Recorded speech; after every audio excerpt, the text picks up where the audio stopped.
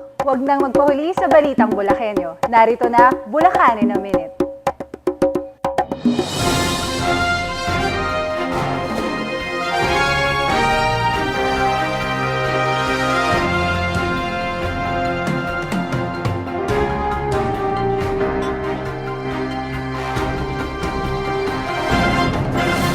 Umabot sa higit 9,000 Bulakenyo ang nabenepisyohan ng araw-araw na medical mission ng pamahalang panlalawigan, ang Kapitolyo sa Barangay. Ito ay mula 5 ng Hunyo hanggang 10 ng Hulyo.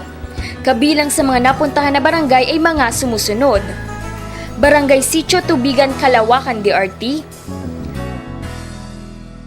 Barangay Lawang Pari, City of San Jose del Monte; Barangay Carajome, City of San Jose del Monte; Barangay Bohol na Manga, San Ildefonso; Barangay San Agustin, City of Malolos, Bulacan;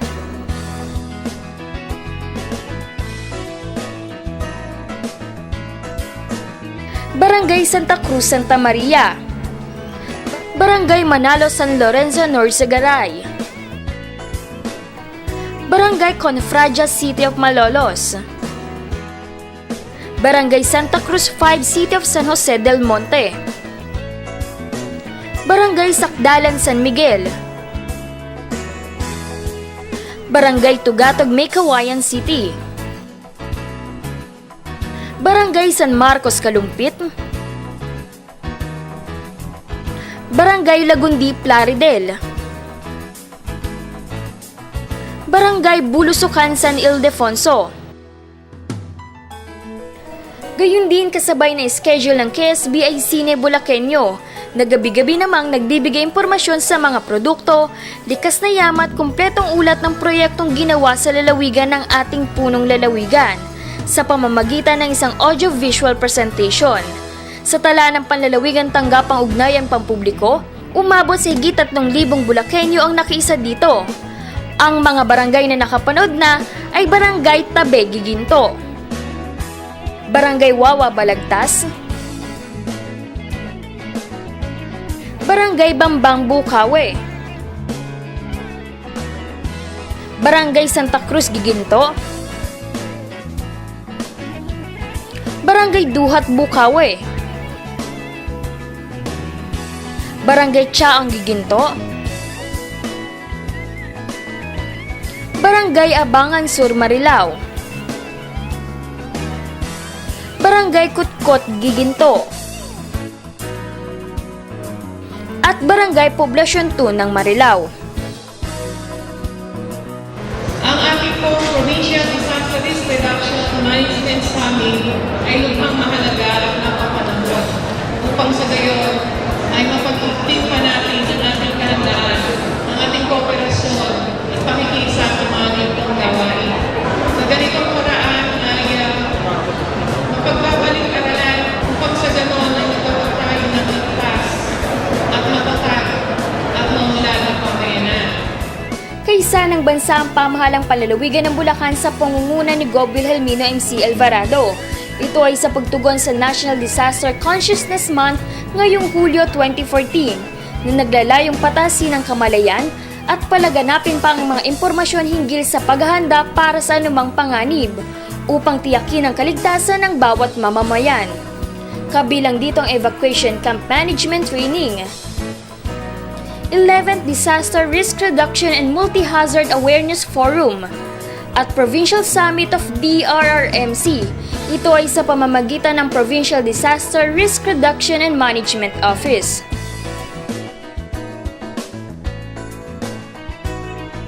Tayo mga Pilipino, wala pong takas. Disasters will be part of our lives. Kaya po sa sunod-sunod na grabing kalamidad na tumama sa ating bansa, nakagawa po tayo ng batas on disaster risk reduction. Kaya mabuti po, pinag-uusapan na natin itong preparasyon sa annual, periodic period na dumarating po ang bagyo dito po sa ating bansang Pilipinas.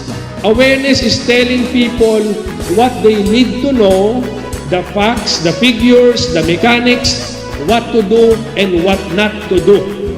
Be prepared. Take action. Disaster risk reduction is our collective responsibility. Whether we like it or not, ay dalawa na naman yung weather natin. Nag-araw at saka tagulan. I think we have to look on everything in any organization. Iba yung nakahanda. So, kailangan merong paghahanda. At sa paghahanda, hindi lamang sa gamit, kailangan may plano. Kaya meron tayong seminar na tulad dito. Upang patuloy na palakasin ang kakayahan at kalaman ng mga emergency response teams sa iba't ibang life-saving techniques, gayon din upang paigtingin ang kanilang magandang samahan at koordinasyon, ginanap kamakailan sa Malolos Resort Club Royal ang First Aid BLS CPR, Water Safety at Fire Prevention and Suppression Training. Sa tatlong training na ito, dapat bihasa ang mga emergency response teams, lalo't higit sa panahon ng sakuna at kalamidad.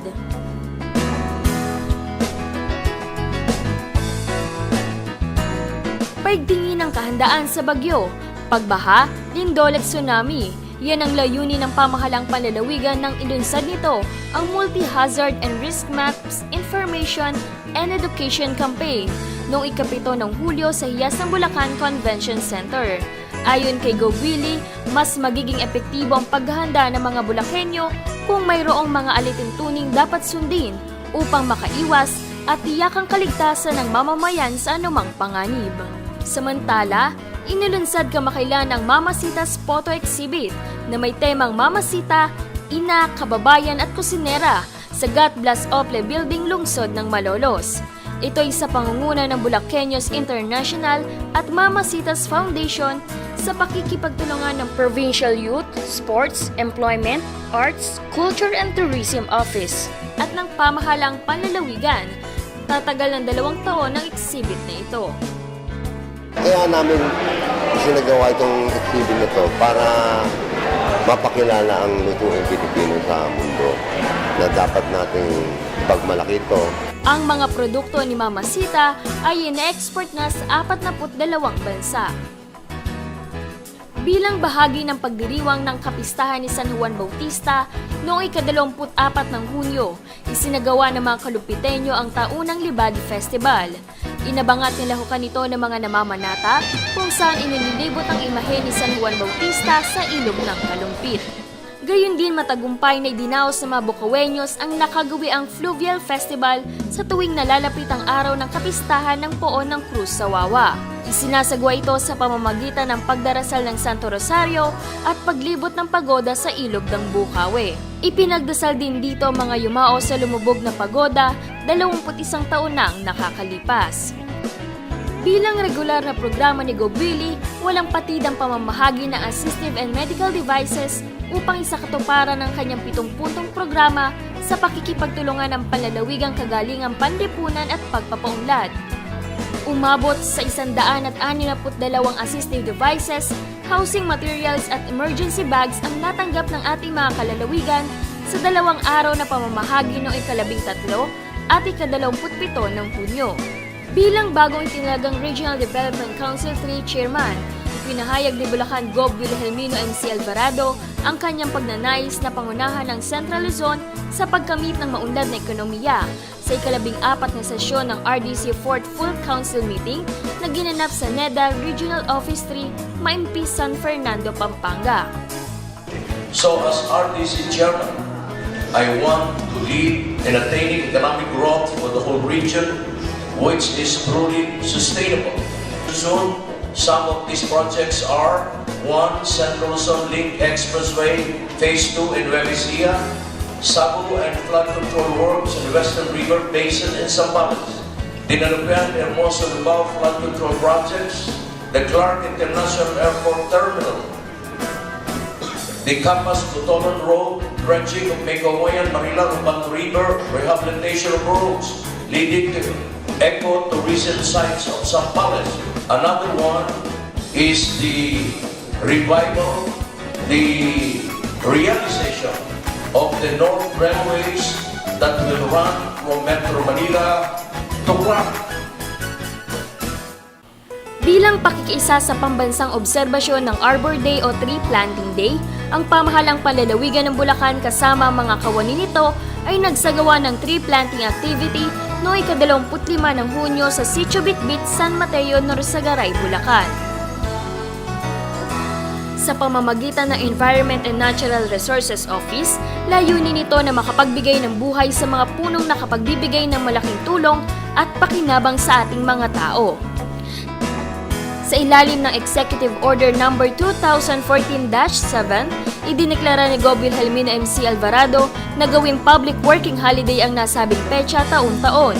Ito'y upang matiyak ang partisipasyon ng lahat ng sektor. Nakiisa ang pamahalang panlalawigan ng Bulacan sa pangunguna ni Governor Wilhelmina MC Alvarado sa naganap na pagdiriwang na ika-25 anibersaryo ng Baliwag Water District kamakailan. Hangad ko na magpatuloy pa ang inyong pagunlad sa pamamagitan ng mas malawak na serbisyong may handog natin sa sambayanan. Nagkaagapay ninyo ang pamahalaang panlalawigan sa ikasisikay ng inyong paglilingkod sa taong bayan. Pinangunahan ng pamahalang panlalawigan ng Bulacan at ng pamahalang bayan ng Bulacan ang paggunita sa ika-118 taong anibersaryo ng kamatayan ng dakilang propagandistang si Gat Marcelo H. Del Pilar. Ito ay may temang si Gat Marcelo H. Del Pilar, ang himagsikan at ang kanyang konsepto ng nasyonalismo na ginanap sa Marcelo H. Del Pilar Shrine Bayan ng Bulacan. Sa katunayang kung hindi binago ng mga Amerikano, dapat si Marcelo H. Del Pilar ang ating pambansang bayani. At sa ngayon po, kasalukuyan ng nilililo ang kanyang imahe that will be transformed into a bronze statue at sa lalong madaling panahon, mamamalas na po ng buong lalawigan ang pagsunod natin sa atas ng ating administrative rule.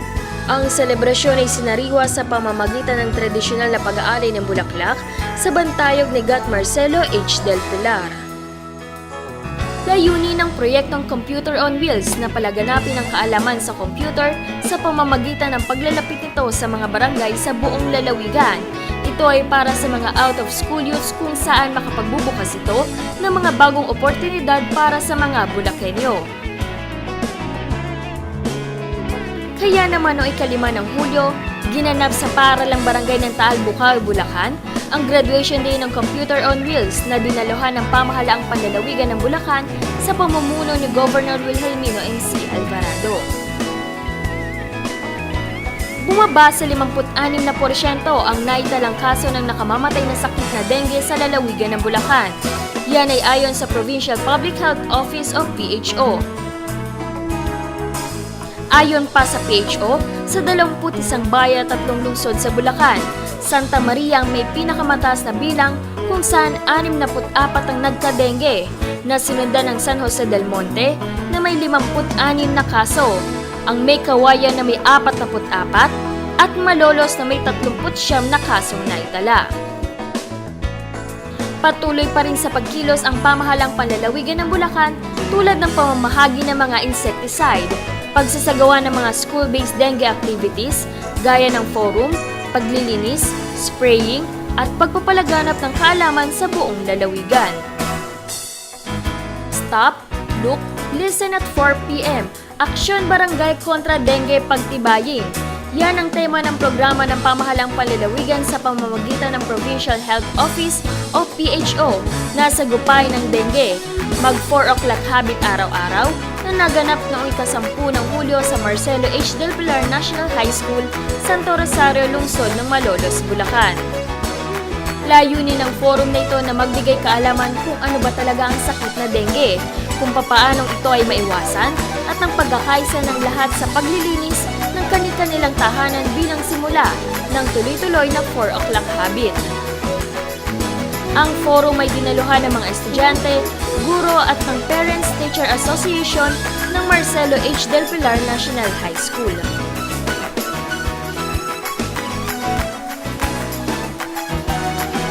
Muling nadama sa pangatlong pagkakataon ng lalawigan ng Bulacan ang pagmamahal mula sa Taiwan nang muling tanggapin ng lalawigan ang donasyong bigas hatid ng Love from Taiwan, isang proyekto ng World Taiwanese Chamber of Commerce at Taiwan Association in the Philippines para sa mga nangangailangang Bulakenyo noong 13 ng Hulyo sa Bulacan Capital Gymnasium. At pagka po sila ay nagdadala ng tulong sa ating bansa,